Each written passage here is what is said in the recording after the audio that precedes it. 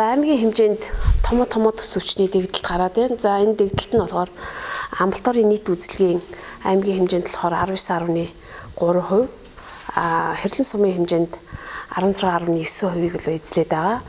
Төрийн тусламжийн дуудлагын нийт 19.5%-ийг эзлээд байгаатай холбоотой өнөөдөр хэрлэн суман дээр одоо онцгой байдлын комиссийн гишүүд хуралдаад 100% саналаар хүүхдийн сургуулийн өмнөх боловсролын цэцэрлэгийг одоо хязгаарлах дэглэмд орууллаа. Энэ дэглэм нь болохоор төр болон төрийн бус хувийн хвшлийн одоо бүх цэцэрлэгүүд нь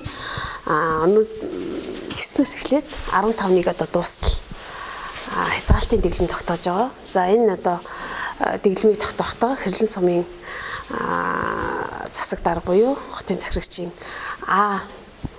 дров 03 захирамжаар одоо хязгаалтын дэглэм тогтоосон байна.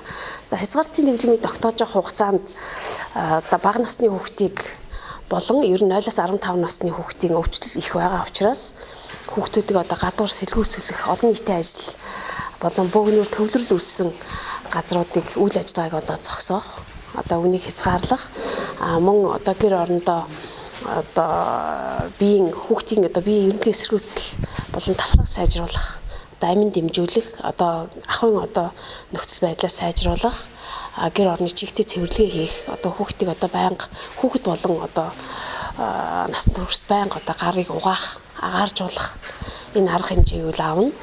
Цэцэрлэгийг одоо энэ 7 хоногийн ажлын 5 өдрийн хоногийн хугацаанд бол цэцэрлэгүүдийг бол одоо халдваргүйжүүлэх, одоо угаалгах цэвэрлэгээ хийх, эрүүл ахуйн дэглэмийг одоо чандлан сахиж одоо хэрвээ хязгаалтын одоо өвчлөл одоо буурах юм бол хязгаалтын дэглэмийг зогсоогоод одоо цэцэрлэгийн үйл ажиллагаа бол эхэлнэ.